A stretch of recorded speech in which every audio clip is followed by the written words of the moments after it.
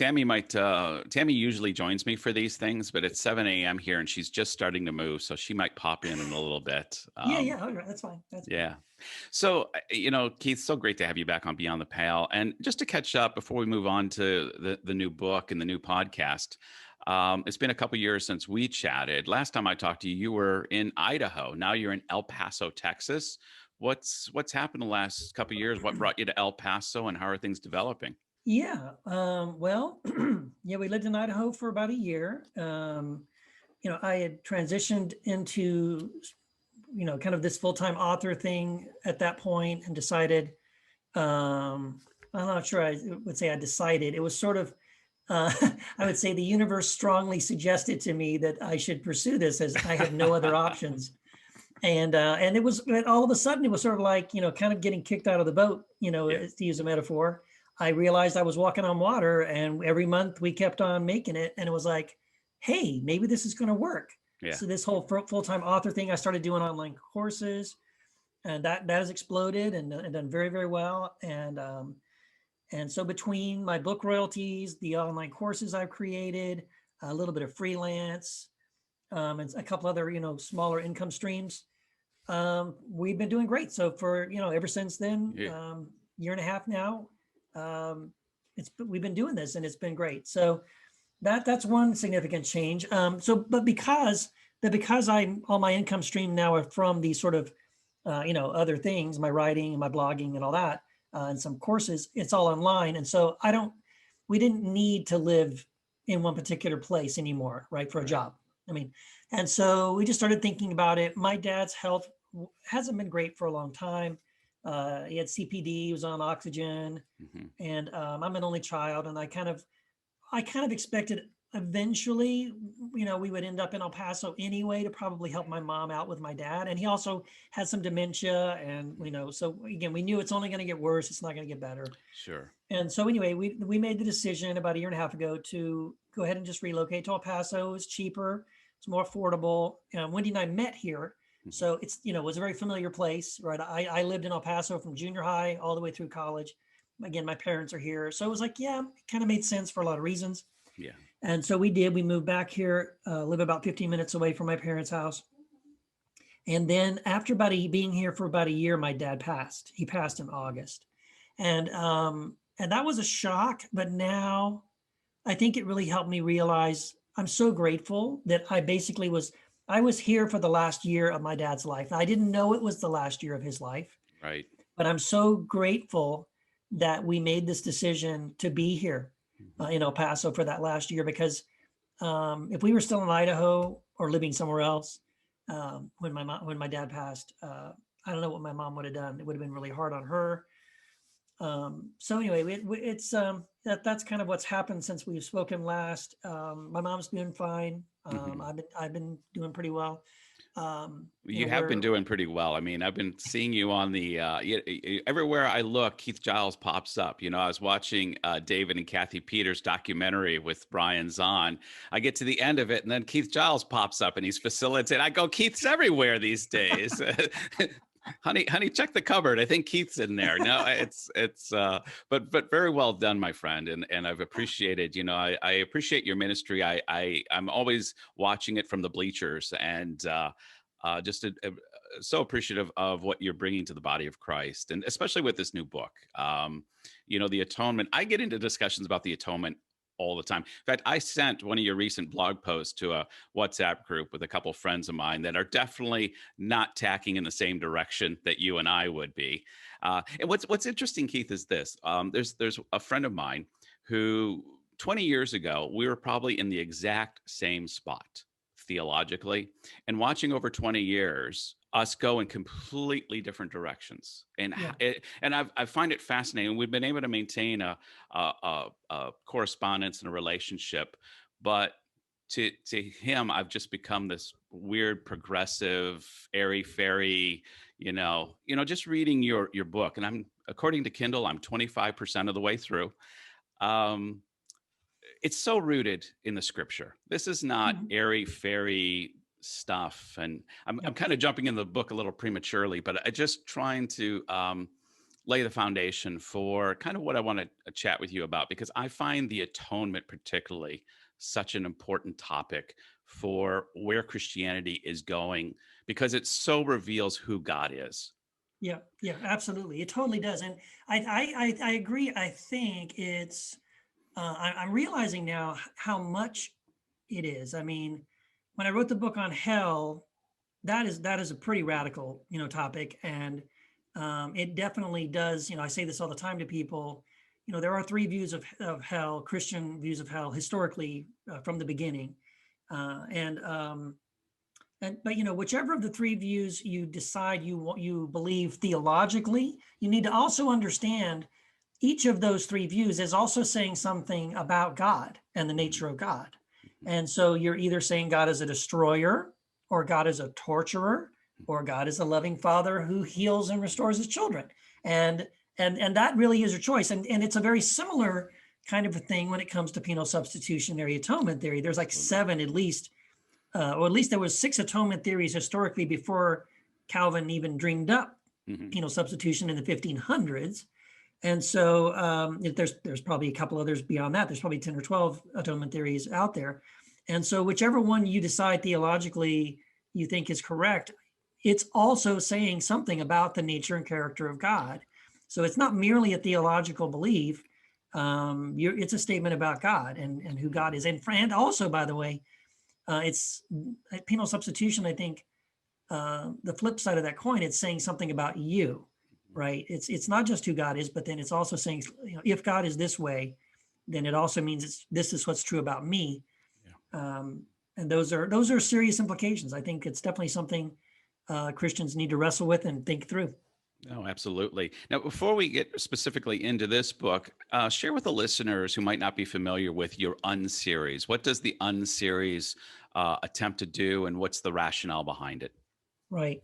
Well, like you said, I think people who look at the kinds of things I write about in general, and probably also don't really read the books, actually read the books, probably have the assumption that what I'm doing is I'm drawing people away from their Christian faith. I'm drawing them towards things that are more emotional and things that I wish were true. And I'm going to take the scriptures and kind of make them say what I want them to say. And that is not at all what's happening. And so, as you said, well, I start with the scriptures. I believe the scriptures. I take them very, very seriously. I read the Bible every day, study it. I've been reading it and studying it daily for years. And so I start from an historical Christianity and a biblical based view of Jesus and the cross. And by doing this myself, what I've started to do is I started recognizing a lot of inconsistencies between the things I was told on Sunday morning from my pastor in the pulpit or my Sunday school teacher or my youth pastor, and what's actually there. And what I'm seeing is that, wow, maybe the things I've been told about God aren't true. Maybe there's another way. And suddenly what I realize is there is not only another way, I think a better way, and maybe even a more accurate way to understand who God is and specifically who Jesus is. So I started off 4 years ago. Just crazy to think it's only 4 years and I'm on my sixth book. But 4 years ago, I published Jesus Untangled, and that was again just looking at the faith and politics and how they're entangled, and in my own life, how I realized how that was not a good thing. And so after I wrote that first book, in a way, just kind of tell my story and hopefully help other people who might find themselves in the same spot, I realized, politics is one of these sort of man-made things that ends up becoming a barrier between people and Jesus. And so I want to tear that down and give them a clearer path and view of Jesus.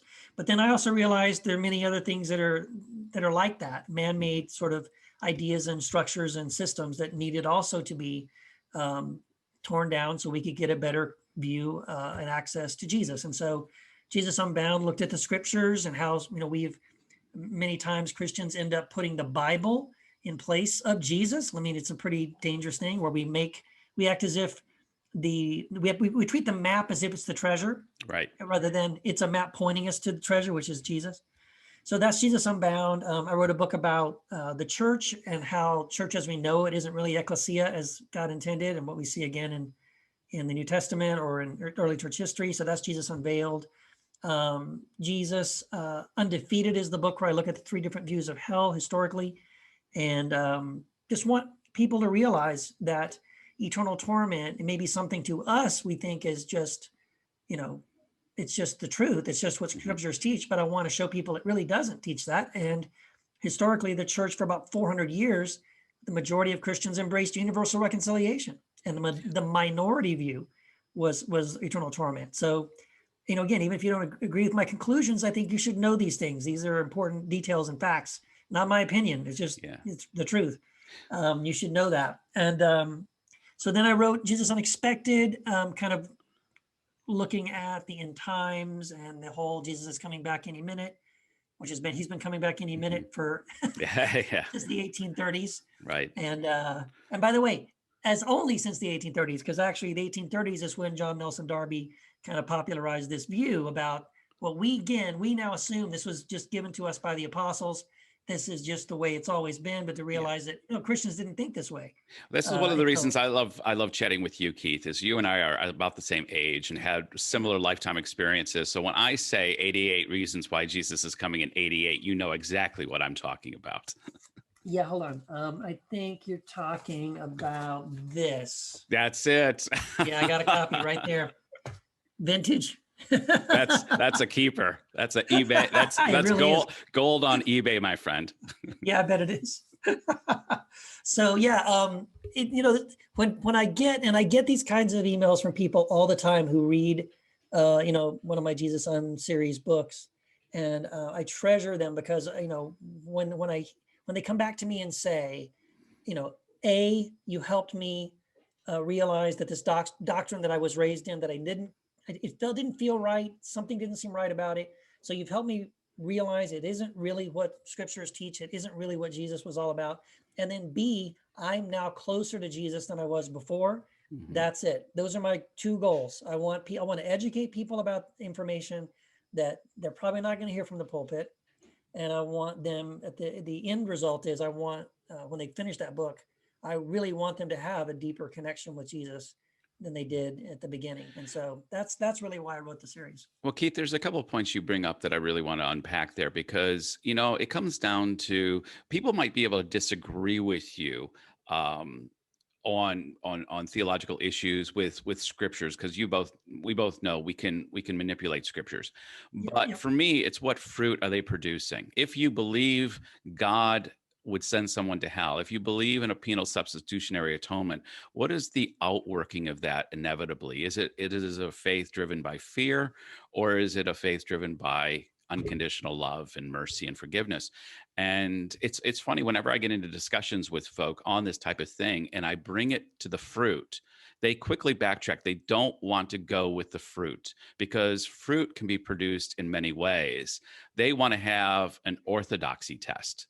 And you're really, up to me, hitting the orthodoxy test and producing the fruit. And for me, that's what's key. Yeah, absolutely. Well, it's very, very true. I think, yeah. I mean, I'll just say the fruit I've experienced in my own life when I let go of believing that God was, a father who would choose some of his children to torture for eternity in the lake of fire, and I suddenly now realized, oh, whew, that really isn't who God is. Yeah. That isn't what the scriptures teach, Yeah. and that's not who Yeah. Jesus has revealed to us. And okay, not only do I feel so much more relieved, so much less anxiety, it also makes me look at other people differently. Like I feel like I can just love people because they're people made in the image of God, just like me. And I love them because God loves them. And I don't do this, are they a Christian? Are they not Christian? Are they saved? Are they not saved? Do they believe this or that? I just don't care anymore. I don't Right. think it really matters anymore. And then to the level of like penal substitution as well. I mean, to realize that, yeah, God is not a monster. God is not like Molech or Baal, Right. who says, I'm angry and wrathful and you guys really disgust me.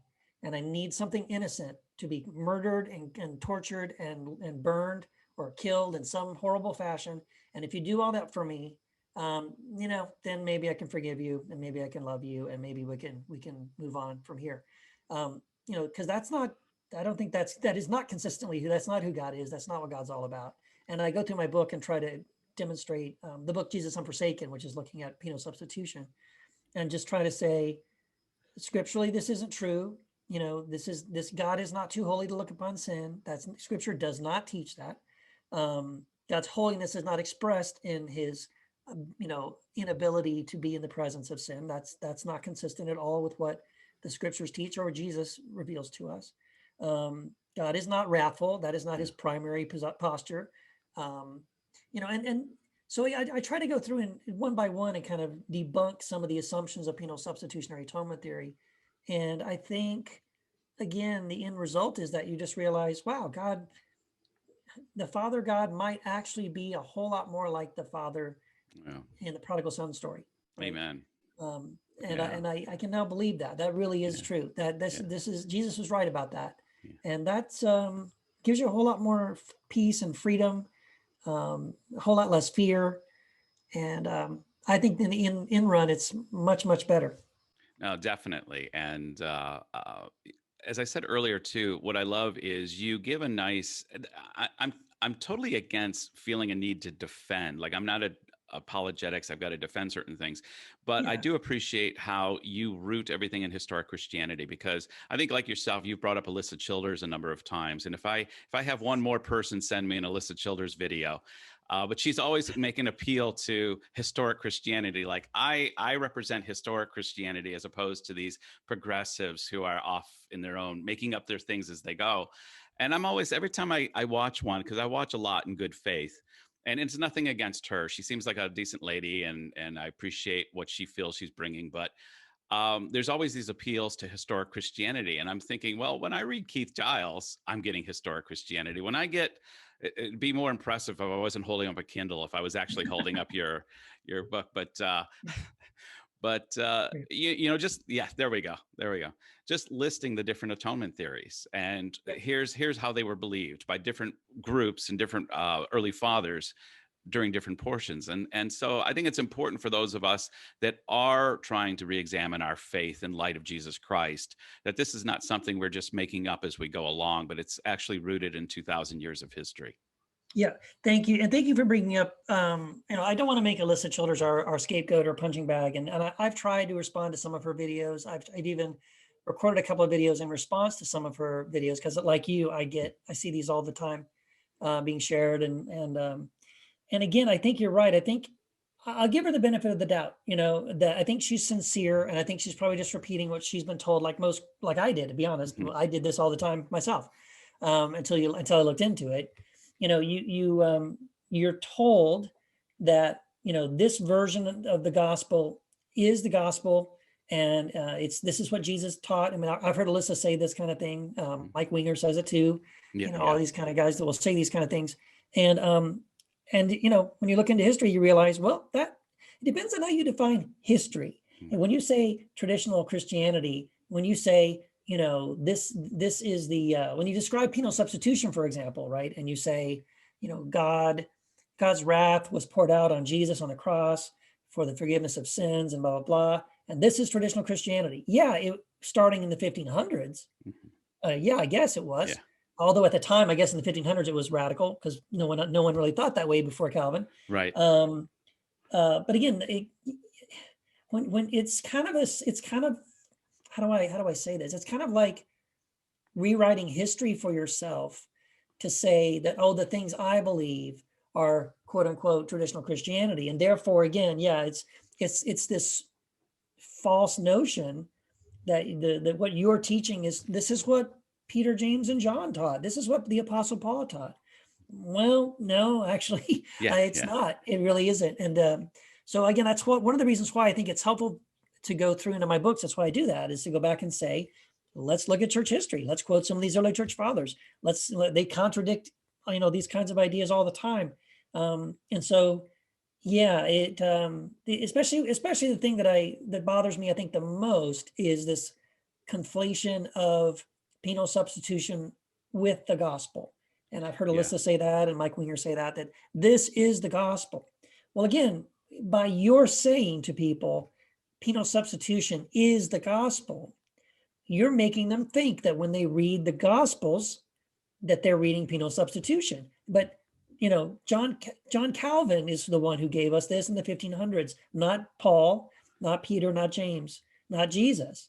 So and it's just not the gospel. Otherwise, God waited until the 1500s to give us the gospel through the Apostle Calvin. I just don't think anybody should believe that. No, So and Jesus screwed up too when he healed the paralytic, because one, the paralytic never asked him for forgiveness, and that's right. two, there was no blood sacrifice there. He just forgave him. So, Yes. sorry, I Yeah. cut you off there. Please go ahead. No, you're right. No, you're right. And I try to point that out in the book as well, that even in the Old Testament, there's at least 7 different places where God just forgives people and makes provision. He says, if you do this, you'll be forgiven. That don't involve bloodshed at all. So, this idea that there's a requirement for bloodshed. I mean, did the Jewish people practice animal sacrifice for, a few thousand years? Yes, they did. But again, even their own scriptures in the Old Testament, there's several, and I point these out, several times different prophets in the Old Testament will say that God told them, I never asked you for this. I didn't command this. You wanted this, not me. The bloods of bulls and goats never did take away sin. Hebrews affirms this. And so, Jesus says to the Pharisees, go and learn what this means. I desire mercy, not sacrifice. So, now, what makes this really challenging, I think, for us as Christians, and I would say even for me as an author, makes it really challenging to refute these assumptions, is that it's so rooted in the language. We have, I have decades of sermons from the pulpit that reinforce these ideas, and it's almost impossible. I mean, the deep level of, I want to say, programming we've received over the years in our churches, make it almost impossible to read certain passages of scripture without some sort of a penal substitutionary lens. We just assume, this verse is talking about, Jesus having to die on the cross. But a lot of times you dig down and look at what the words that are actually on the page, and it's not about that at all. So it makes it really challenging, I think. I think I say in the book, in the preface of the book, there's a reason why I waited until my 6th book in this series to tackle this topic, because I think it's probably one of the most difficult topics to address. Well, it's so permeated the evangelical charismatic community, Keith, that even Christians that wouldn't necessarily define themselves as 5-point Calvinists or Reformed, if you ask them why Jesus died on the cross, they will repeat back to you Reformed theology. Yes. And that's how insidious and how much it has crept in. And to be honest, that's what I believed for years and years and years. It was a process to understand. Well, it's almost like, okay, if this is what God requires, then I better like it because it's God. And right. When you start to see the progression, I always liken it to, the sacrifices of the 2-year-old going up to mommy and daddy, look at the little piece of junk art I made in kindergarten class, and they put it on the refrigerator and they celebrate it. And mom and dad, are saying everybody how beautiful it is when it really looks like shite. But to mom and dad, it's beautiful because you're in kindergarten. But if I'm 54 years old and going, hey, mom, dad, look at this. Can you put this on the refrigerator? Because I know this is what you like. I know you love this stuff. My mom's going to be going, what, and it's almost like Christianity for me seems to be the area in our lives we're not actually allowed to grow as humanity. We're supposed to be in stasis in this Near East 4,000-year-old culture, rather than how does the fruit of the Spirit express themselves in a 21st century environment? Yeah. Exactly. I think that's a great analogy. That's exactly right. And, this is the thing as well, like, and I'm sorry to go back again to people like Alisa Childers and stuff, but, like what they do is they label anyone that questions their theology as a quote unquote progressive Christian. Yeah. And that's the new boogeyman, right? And so, but my whole thing is, at least for me, I'll just speak for myself. I think the things that I'm suggesting in my books are not progressive at all. If anything, actually, I think those views are the progressive views. I mean, they believe something that didn't come up until the 1500s. People that believe the end times theory are believing something that didn't show up until the 1830s. That's progressive. I'm Yeah. a regressive, if anything. I think the way forward is back. I Yeah. think what we need to do is let's get back to the simplicity of Jesus. Let's go back to the red letters. If we need any help understanding some of these, things with these passages or these ideas or these doctrines, I don't know, go read Origen, Irenaeus, Yeah. Tertullian, Yeah. I think these Athanasius, Gregory of Nyssa, I think these guys, first of all, there's so much wisdom and so much depth going on. These guys have nothing to do all day but sit and think about these questions. And I think they had much better answers. And that's not progressive at all. That's like, let's go back to the original Christianity. So again, if someone like Alisa wants to say, they believe in traditional Christianity, I'm like, let's hold hands. That's right. Let's go. Here we go. Let's go all the way back. First century, second century. Let's do it, because that's what we really need to do, I would say. Now, and Keith, even as you're saying that, it just made me think of years of being a young Christian growing up, and there was always a boogeyman in those circles. Yes. Whether it was Halloween, whether it was the rock band Kiss, whether whatever it was, there was always a boogeyman. And I'm just watching satanic ritual abuse. Remember that? Yeah. Bob Oh, Larson. yes. The whole Bob satanic Larson. everyone was a witch. Yeah, Mike Warnke. Remember Mike Warnke was a satanic priest High until priest. he wasn't. No, right. Yeah. And but there was I remember I went to a Christian high school, and we weren't allowed to go to Chuck E. Cheese because the animals were demons manifest. Absolutely. Oh, come on. Yeah. I will say as well, I went through a phase in college, not even high school, so it was in college, where we watched one of those horrible documentaries, about Hell's Bells. That's what it was. Oh, right. Yep. Right, about rock and roll. And I literally went home and trashed like all my AC/DC and Aerosmith records and all this stuff. And I'm like, man, you know what I mean? Now I go back and like growing up I was never allowed to listen to like Stairway to Heaven, Led Zeppelin. No. And now I listen to that song and it's so beautiful. And I think they stole this song from me in my youth. Like I want it back. I need to get that back.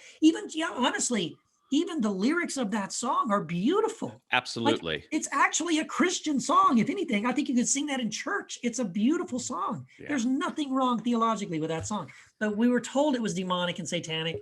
And so, it's just so stupid. Oh, yeah. So there's always a boogeyman. There's always a boogeyman. I went to those. I remember 12, 13, 14 years old, full gospel businessmen's convention every year, big youth events.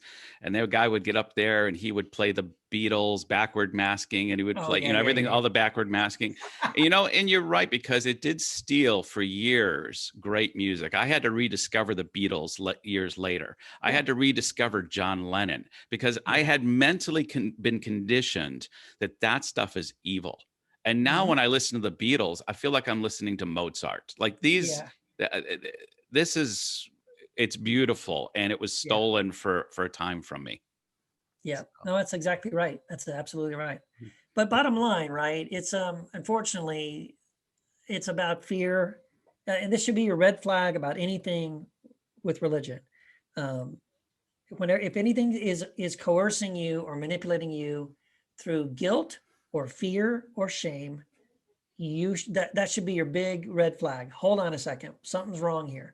Right? Because we have all these scriptures like there is no condemnation for those who are in Christ Jesus. You have not been given a spirit of fear, but of love and a sound mind. Perfect love casts out fear because fear is about judgment, right? All of these things, like if we really just went back to the scriptures on those things, we should just automatically say, nope, not going to take any of that shame. Even when people, like I get comments from people all the time, who disagree with me and they're like, shame on you for this or that. I'm like, man, Jesus took shame off of me. Why would you, as a brother in Christ, come and try and put it back on me? Yeah. What are we doing? So all these things about shame and fear and guilt, like, nope, that's not at all what we're supposed to be about. We should be rejecting that just automatically. Anything having to do with fear, guilt, and shame, nope. Amen. Not doing it. No, that's fantastic. That's Keith, let me ask you then, what we kind of bristle at the idea of progressive Christian. And I know this is within a lot of the circles that I think there's a Venn diagram. We know a lot of mutual friends, and there's different discussions of how do we self-identify. And, I think we're part of a group that bristles at the ideal of identification, but then we by default we let others identify us, and maybe that's the way forward, because that's what Christians was they That's were right. identified by others, and maybe Yep. at some point we just own it. I don't know, but do you have any thoughts on that? Oh, that's a good point. I mean, I'm less, yeah, you're right. I'm less concerned about the labels. Like even like I see people all the time going around about, the label of deconstruction and, oh, I don't like deconstruction. I prefer rebuilding or reformation or whatever. I don't know. Like, and Renovation, I just, yeah. yeah, I just kind of roll my eyes like, whatever, call it whatever you want. I don't even care what you call it. But I think it's almost on the personal level. I think we kind of probably all do this. But I have my own personal response to that thing. Like if someone asks me, am I a Christian? I've for several years now, um, my response is just to say, I don't like to say, yes, I'm a Christian, Hmm. for many reasons, because, that label, that word has a connotation that's very negative. And if I just say yes, I'm maybe saying yes to something that they mean one thing, but I mean something else. So I would just rather, I just kind of say, well, I love Jesus. I'm trying to follow Jesus in my daily life. I think he was right about God and about who we are. And, um, I kind of just leave it there. But I'm less concerned about the labels or any of those things. I think, like you said, though, it's one of these things though where if you don't come up with something, someone's going to label you, and I don't know if you can. I think it's inevitable. I think both things are inevitable. People are going to label themselves. They're going to identify with one label or a brand or a movement. Like I was in house church for a while, and um, when we were sitting around and people were like, why do we need a name? Or if I start a church, I'm not gonna give it a name. And I'm like, well, you might not, but somebody will. Yeah, yeah, you yeah, know, they're gonna call it Bob's Church. I mean, yeah. you can't get around it, right? Human nature, people are gonna name it, brand it, call it Right. something. Um, and you can't really stop that. I guess I would just say, I think when it comes to that though, what on the level of like having other people label us, maybe that's a good thing in the sense that, like I think it's sort of like people on the outside looking in, Hmm. um, can probably they see a little better than we do. It's almost like the person with the speck in their eye and the person with the plank in their eye, right? Like, um, the guy who has dealt with his own plank, maybe a little more humble about pointing out the speck. So, there we all have a blind spot. We have things we can't see. And for people that are non-believers, I mean, if they look at us, if we were to look at the church, let's say in America, and say those are some hateful, narrow-minded, homophobic, hateful people, I'd say, yeah, you're right. I'm sorry to say that is the case. Um, even so, in other words, even if those labels come to us and get reflected back to us in ways that may not be flattering, it might be worth paying attention to it. Like, Yeah, well, maybe we need to work on some of these things, or yeah. maybe they're right about that. As I think about like how Shane Claiborne had someone asked him about that, like, are you a Christian? And he goes, I don't know. Go ask the poor Yeah, in my neighborhood, yeah, or go ask my enemy. I think that's a much better answer, right? yeah, Am I a follower of Jesus? Well, it doesn't really matter what I say, right? What really matters is people around me, yeah, people that know me. Would they say that guy's following Jesus? yeah. I don't know. I had one of the best compliments maybe 2 months ago. A guy who owns a restaurant here. We live on an island here in Hong Kong. And long story short was we got into a real good, intimate, deep talk. And at one point he says, you and Tammy, he says, this is a small island. Everyone knows one another.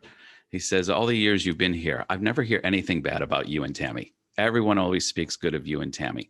And I That's just good. thought, this is what I want. Everyone, in fact, I'm commonly referred to on the island here as the vicar.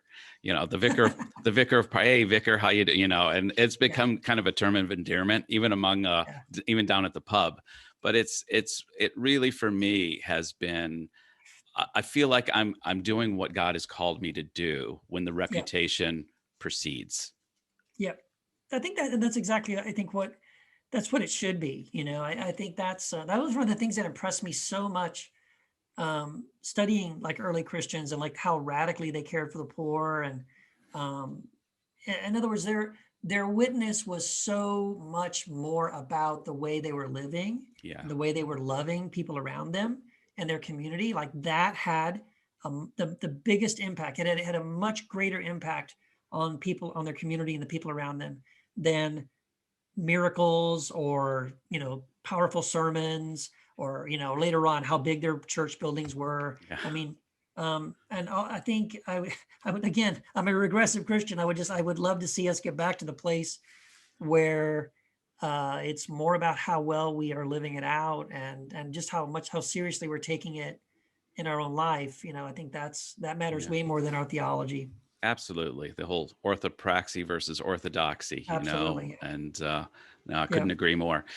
Keith, just mindful of the time, and I'm so appreciative of you giving me this time. I do want to move on to the other area that personally I'm finding very interesting is your whole peace work, your new peace Oh yeah. podcast, some of the Yeah. work you're doing in the Muslim community.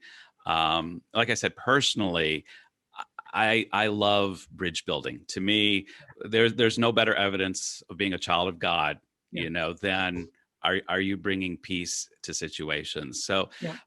for our Beyond the Pale listeners, tell us a little bit about your work with the Peace Catalyst, and what you're doing to build bridges with the Muslim community in your area. Yeah. Thank you. Yeah. So Peace Catalyst, Wendy and I actually, ran into this group, Peace Catalyst, up in Idaho. Nick and Laura Armstrong. We met, were some of the first people we met when we got there. And they invited us to something called a Peace Feast. And it's very simple. It's just they get some great Mediterranean food from a local Muslim-owned restaurant, catered in. They invite Christians and Muslims to come sit down at tables together, and you just eat and talk and have conversations. And it was so beautiful, so simple, and yet just instantly, we went from being, well, you're a Muslim and I'm a Christian, to just talking about, like, one Muslim lady at my table just started sharing about how she had a daughter who was about to graduate high school and was looking at going away to college. And she was nervous about that. She was first time she's been away from home, and was concerned about, well, will she continue to follow her faith, or will she stray away? And I'm worried about her safety, and blah, blah, blah. And we're all sitting at the table as parents. And we all just started responding as parents. Oh yeah, well, my kids went away, this happened, or, oh, here's some advice. And we were just human beings talking to each other about really common, everyday, ordinary things that we all experience. And all of those other labels, Christian, Muslim, all just kind of faded away. And it was just so beautiful. And so I love the simplicity of what Peace Catalyst does. It's not about converting anybody. We're not focused on, we're not trying to make Muslims into Christians. And so I really love what they do. And so Winnie and I have gotten to know Martin Brooks, who's now he's the director. The founder, Rick Love, passed last year. And so Martin Brooks is the new director. Martin asked me if I would be willing to kind of basically head up the El Paso chapter. Wendy and I would together do that. And we were like, prayed about it and thought, well, you know what? Why not? We love this ministry. We love what they do. And so ultimately, yeah, what we're trying to do is help Christians. So our focus really is primarily helping Christians take seriously our calling to be peacemakers. Jesus calls us to be peacemakers.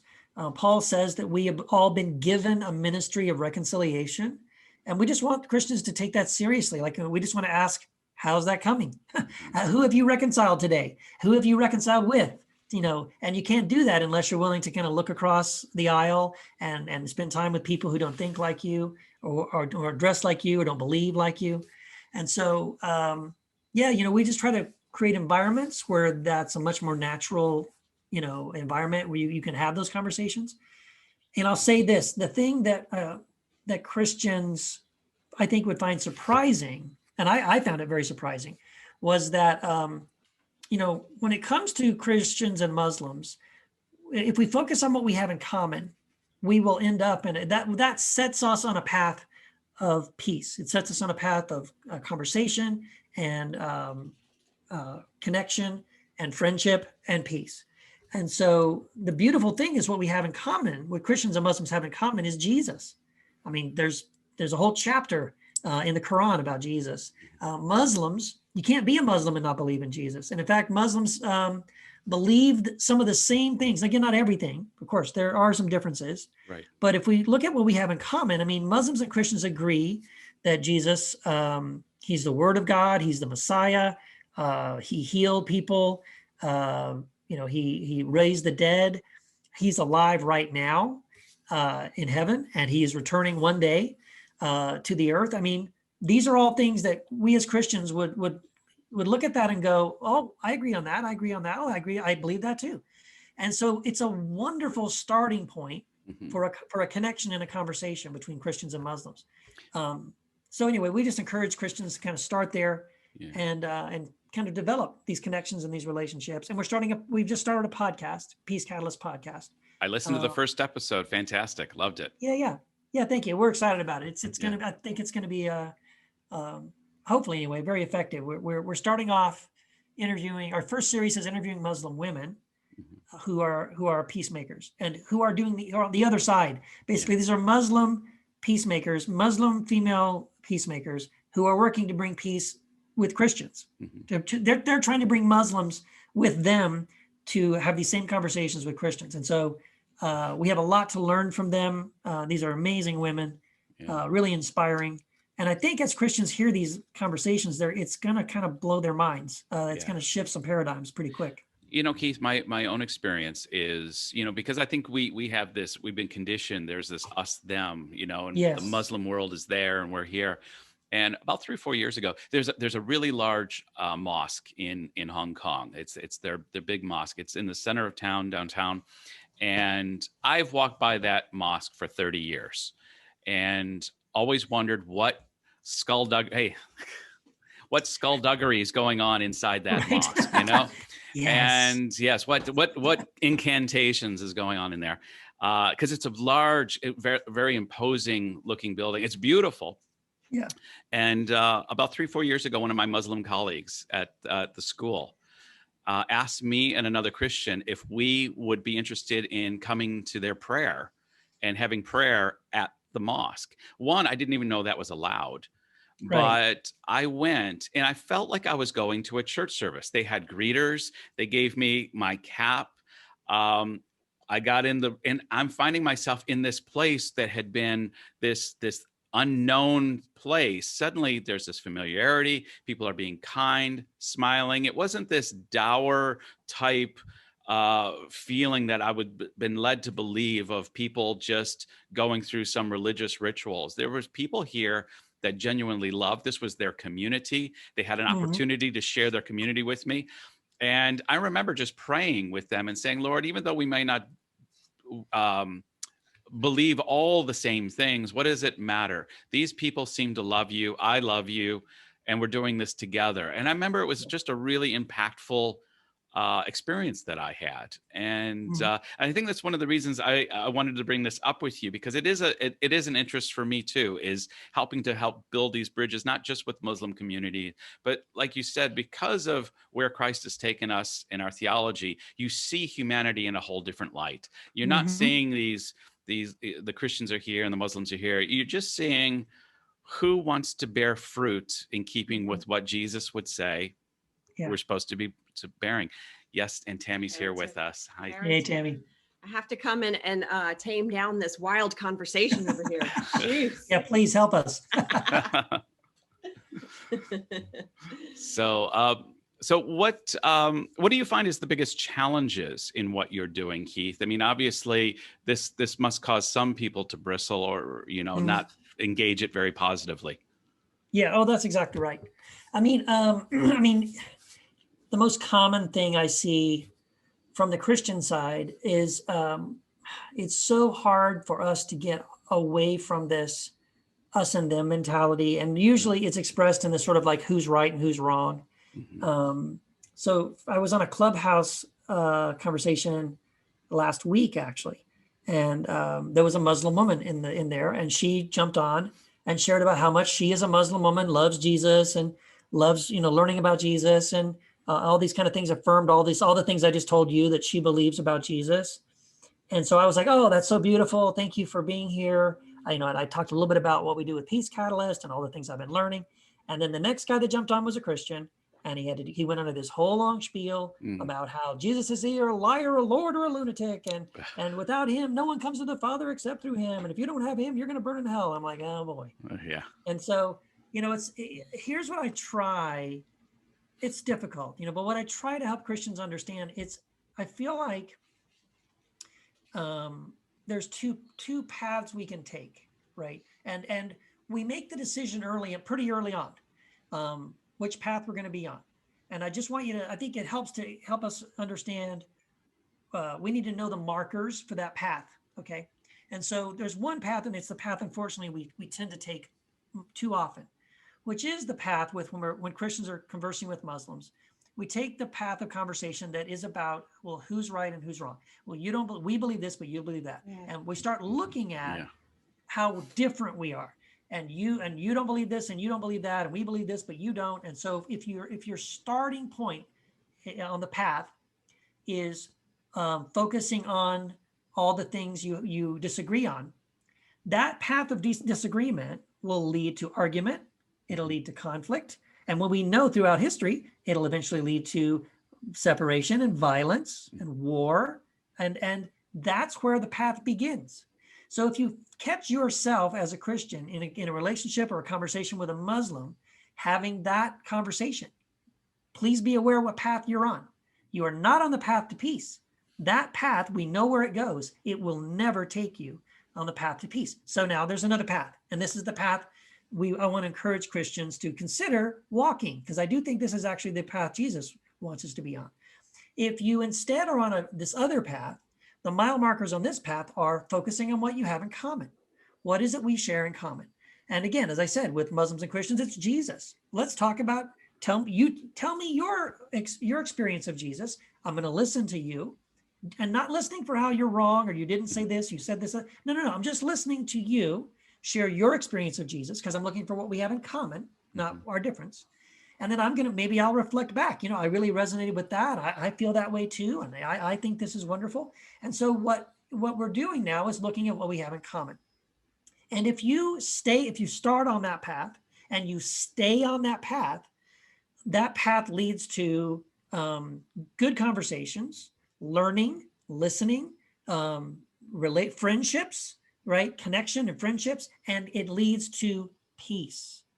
And so I just want us to understand, you are choosing the path pretty early on and where it's going to end up. And so if you take seriously this calling, I'm following the Prince of Peace. He's called me to be an ambassador of reconciliation and of his kingdom. I'm called to be a peacemaker. Then I need to make sure I stay on the path that takes me towards where I know it's going to lead to peace. And I got to say this too, by the way, when I explain that, I need to also then put this on as a little asterisk, or just to underscore this. Christians are actually really great at this. They're already really, really good at this. And here's how I know this, because I know so many Christians who absolutely adore Jewish people, and they love Jewish people. They love Jewish culture. They Passover week, let's have a Passover Seder. Let's eat kosher foods. Like, what I mean? They honor it. They bless Israel. They love Israel. They honor the Jewish people. And what are they doing when they're doing that? Well, they're ignoring all the things that they disagree with on Jews. Jews do not believe Jesus is the Messiah. They absolutely reject him. The first thing. So yet Christians are really good. I mean, most Christians I know are really great at, well, let's just ignore that and let's focus on what we have in common, right? And when we focus on what we have in common, look what happens. Christians and Jews have wonderful connections and relationships with each other. So I would just encourage you, for a lot of Christians, you're already great at what I'm talking about. I'm just asking you to do it with Muslims, and it should be easier with Muslims because what you have in common is Jesus. So anyway, that's just kind of my little spiel on the whole. No, that was fantastic. That's wonderful. What, how does this develop now? Like, what, you're working with Peace Catalyst. Is there like I mean, you hate saying in terms of strategy, because I don't like, and I'm sure you can concur, you don't want to look at friends like you're strategizing, but obviously you have to be intentional in building bridges. So how does that come about? Well, so one of the things we're doing, I think the first step is just getting Christians and Muslims on that path I described, right? Can we get together, have meals together on a regular basis, get to know each other, make friends and relationships and connections? So that's sort of phase one, step one. The only other sort of next step that we have in mind really is, and other than bringing more Christians and more Muslims into that conversation, is to then take that next step where Muslims and Christians together work side by side together on projects that they know that Jesus would want us to be working on, right? Whether that's feeding the hungry or, taking care of the homeless in our community, or that in other words, we are going to come together and work together to solve the problems in our own community as Muslims and Christians united together and saying, this is my brother, this is my sister, here's what we agree on. We care about these things. We care about peace. We care about justice. We care about the needs of people around us. Let's work together to do these things, accomplish these things together. We're stronger together than we are apart. And here's the other significant thing is that if you think of it in a global aspect, right? Christians and Muslims combined make up the majority of at least religious people on this planet, if not, people on this planet. And so, or I think a little more than half. And so, wow. I mean, if we could accomplish this, if we could get Christians and Muslims on the same page, loving each other, trusting one another, working together to solve problems together side by side, not treating each other as enemies, but as friends. Whoa, we're a long way towards our desired goal of bringing the kingdom, right, to our planet and helping people to experience this peace that we feel like Jesus has called us to. Do some of the people, the Muslims that you engage with, do they get the same accusations you get from the Christian side of being progressive Muslims? Do they have their own Alisa Childers that's sending them videos? Oh yes, oh yeah, of course. Yes, there are extremists in all religions, and Sure. there are certain extremists in the Muslim community as well. Again, that are really because like the first series we're doing, we're interviewing these Muslim women, and so many of these Muslim women, I mean, they're amazing, just amazing people. But they'll even talk about how a lot of imams or a lot of male Muslims criticize them. You're a woman, you should be quiet. What are you doing? But they're fierce, they're powerful. Like they're like, stand back, look at what they're doing. It's incredible. And so they even within, yes, their own communities kind of get talked down a little bit. But the good news is I think a lot of the Muslims, and especially in America, are really open to this idea. So yeah, but you do get a little bit of both. I did have a conversation. It was actually after we turned off we finished our interview on one of the things. I won't say her name because this wasn't on the record, but we finished recording the interview, and then we were just kind of chatting. And so this Muslim woman was talking about how she had a Christian friend of hers, who was a Christian, and she'd known her for several years. And her Christian friend just said, I can't be your friend anymore. And she's like, well, why? She goes, well, now I realize, I was kind of hoping you were going to become a Christian, but now I see you're not really going to do that. You're not interested in that. And so anyway, she talked about like how she ended up losing a friend. And she goes, I don't know why this is. She goes, I love this person as a friend. I don't care what you believe. It's not based on belief or agreement. I just love you because you're my friend. And so she ended up losing this friendship because of this. And hearing this Muslim woman share that with me, and I'm like, I know how that feels as a Christian. I've had Christian friends, I've lost because, you don't believe this or that anymore. I can't be your friend anymore. And I'm like, are you kidding me? You're my friend. You could come to me and tell me you worship Satan or I don't know, frogs or goats. I don't care. I love you. You're my friend. Right. And so it is. So hearing a Muslim person share that same kind of a story, you can kind of hear in those stories. I sympathize with that. I know what that feels like. You know what Jesus meant when he said about, we'd lose friends and family and things like that, because when you really do follow the way of Christ, it really irritates people. My oldest friend, a guy that I've known since we were 14 years old, unfriended me on Facebook recently. And it's funny, Keith, I don't usually, because that happens somewhat regularly, but that one hurt. That one, and that one, I have to admit, that one's still kind of, we've been friends since we were 14 years old. And I don't even understand that, but. I have a friend, similar thing. I was in this band when I was in college for like 5 years, and the same 4 guys were in this band together, and Christian band, you know. But it was a blast, man. We had so much fun. And a couple of years ago, we were kicking around the idea of doing like a reunion show here in El Paso. Yeah. Like, hey, let's all get together. We'll do like a big concert, get all of our fans and friends together from college, and we'll do this big concert, right? Well, it wouldn't have been that big, you know, like probably 30 people, right? Yeah. But anyway, how much fun would that be, right? Yeah. Let's get us all back together. And then I get a phone call from the drummer from this band, who, again, I love this guy, man. I know him, his kids. I was there when his kid was born. I was at his wedding.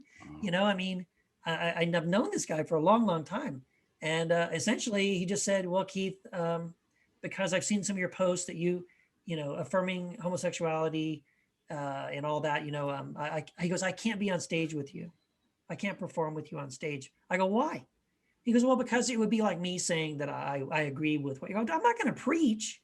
We're singing songs we wrote like, you know, 40 years ago. Yeah. I mean, honestly, I have a problem with some of those lyrics now. I don't believe a lot of these lyrics anymore, but I'm willing to sing these stupid songs just because, you know, for old time's sake. And it was really sad. You know, it was just really sad to lose somebody in your real life. It's, you know, who cares about people on Facebook and whatever? You don't know those people don't know you. But when it's someone, you know, you've broken bread with them, you've been in their home, you've seen their kids, and, you know, you've been there at these big points in life. And then all of a sudden, just because I don't agree with you on some theological thing, it's over. Yeah. That's really the painful thing. And it's because we've gotten this idea that unity is based on agreement. Mm-hmm. And I just don't think it is. I think we have to get over that. We have to recognize that we have to learn to be able to love people for who they are, and not insist that they agree with us on everything. Because again, that attitude kind of assumes I'm not wrong about anything. You're the one who's wrong. I mean, I'm not wrong. It's you, right? So essentially, I've just said I am what I believe is a standard for all truth in the universe. I mean, come on, really? Yeah. Right? I come on. If you think about it, you know you really don't think that, right? So yeah, I just wish we would hold a little bit more loosely to our beliefs, and we care more about people. I think that's really what matters. Yeah, that's a beautiful way to end the podcast as well, Keith, just on the note of loving people and letting that be the way forward. Yeah. You know, I just appreciate this time together, Keith. It gives me an hour to be able to just chat with you and you know, just have a conversation. One of the things I struggle with in Hong Kong is collectively the church doesn't have these conversations here. Most of my conversations, I have to go outside of Hong Kong like this in order to engage. So it's the podcast is really just an excuse for me to be able to do this. Yes, I understand. Unfortunately, people seem pretty blessed by it, so I appreciate that very much. Keith Giles, thank you so much. We end every podcast with the Camino salutation from the Camino de Santiago, which is what inspired this podcast 6 years ago. I say buen camino, Keith Giles. May you have a good journey. Thank you so much. You too.